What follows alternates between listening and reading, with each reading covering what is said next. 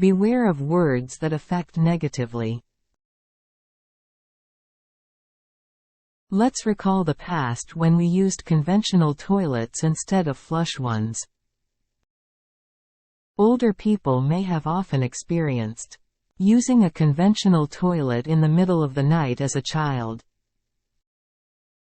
At a young age, when I try to go to the bathroom in a dark environment, I suddenly feel scared. When I was younger, I didn't know anything and didn't have any scary thoughts. However, after hearing the scary story from my grandmother or older brother, I feel as if the egg ghost and the broom ghost are about to pop out of the pitch black darkness. And the fear that all kinds of ghosts will pull my butt from under the bathroom comes over me. At such times, I anxiously call out to my mother, who was washing dishes far away in the kitchen. In this way, when I hear the other person's story, it comes alive in my mind and is expanded and reproduced. And sometimes I fall into the illusion that it will appear in reality. Thoughts and words are ultimately one with everything, including me. So it has great power. And all my thoughts and words eventually come back to me. And yet, people tend to say things too easily that negatively affect everyone. There are many kinds of bad words. Meaningless words, pessimistic words, sarcastic words, lies, gossip, alienation, and so on.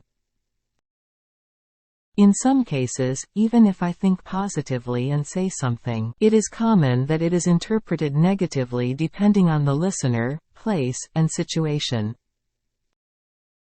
On the other hand, there are many people who say negative things, even when viewed objectively by third parties, but have no idea what kind of impact those words will have in the future. A person who has a habit of saying such things hurts others every moment and eventually pays the price himself. There are so many words that have a negative impact. Let's look at just a few here. For example, there is a group of 10 people. When one of them is absent from the meeting, that one may be prepared to hear all sorts of gossip directed at him or her. After a drink or two, the story of one person who was absent comes out naturally, and each person is bound to tell gossip that they know. Even during dinner, one of them went to the bathroom. In that brief moment, they gossip about the person who went to the bathroom. Without going far, let's reminisce about the meetings I attend. How many flawless members did not come out of gossip, even when they missed the meeting? Even against members who cannot objectively find any flaws, there are even slanderous gossips born out of envy and jealousy. It is really difficult to refrain from gossiping more or less, regardless of gender, age or status. Everyone has strengths and weaknesses at the same time. So the subject of gossip is infinite.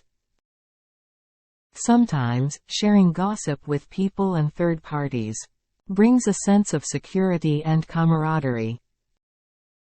But what is the reason why it is not refreshing to go back home after talking badly about someone throughout the meeting in harmony with people? Isn't it because I instinctively know that the gossip I said will come alive and one day become a boomerang that will hurt me? This kind of gossip doesn't just apply to people. The same applies to dogs and cats raised at home, pretty flower trees growing in the yard, computer bags, cell phones, stones rolling on the roadside, rain and snow falling from the sky, and so on. If you have bad feelings for them, say bad things, and do excessive things, you will have the same results as you did to people. Because they are all one with me. They are doing their part faithfully. Therefore, always treat them with respect, tenderness and warmth. All opponents are my alter ego.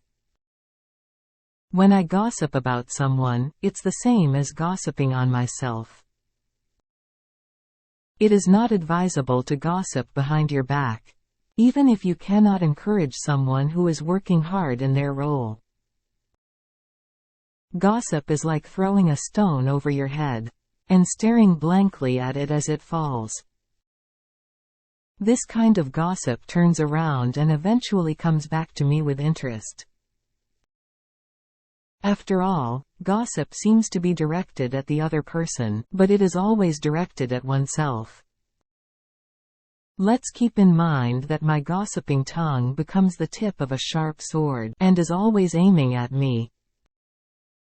Repetition has tremendous power.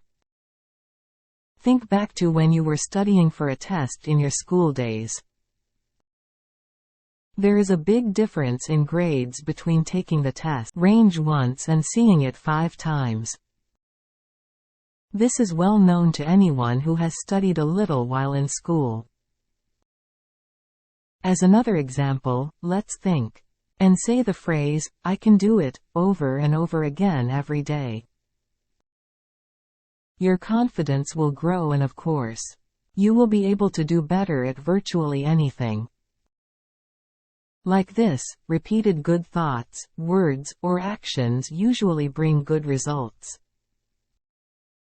If you do something repeatedly and consistently, you can achieve outstanding results in that field. But what if you keep repeating the same thing to others? If you say something nice once or twice, both of you will feel good and the other person will appreciate it. However, no matter how good words are, repeated repetition can lead to wrong results. Depending on the situation, good intentions may be distorted and accepted. Depending on what you hear, it may sound sarcastic or subtly coercive.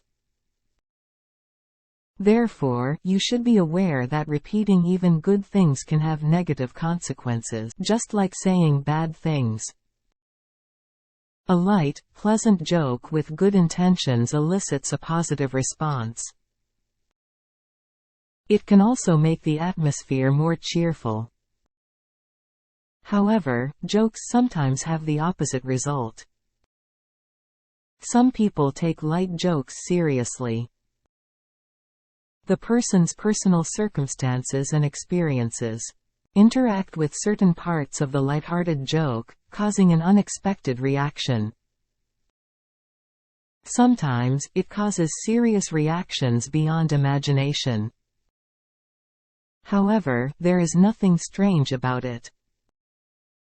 Everyone has lived with different experiences in different environments. So it's just that we feel, think, and judge differently. Therefore, even if it is a well-intentioned joke, you should always keep in mind and be careful that the other person may take it differently. Negative words usually bring negative results, and positive words usually bring positive results. However, this is not always the case. Depending on the other person's situation, it may be accepted in the opposite way.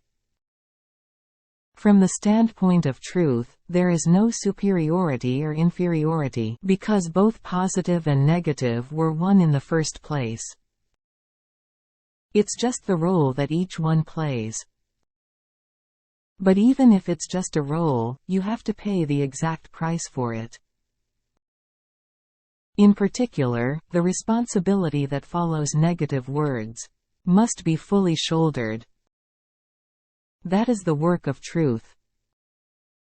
If you don't want to take responsibility, you don't have to say negative things that don't help the other person or you. Even positive words can be interpreted differently. Therefore, when it is absolutely necessary, you must speak carefully with respect to the other person. Thank you very much for watching this video.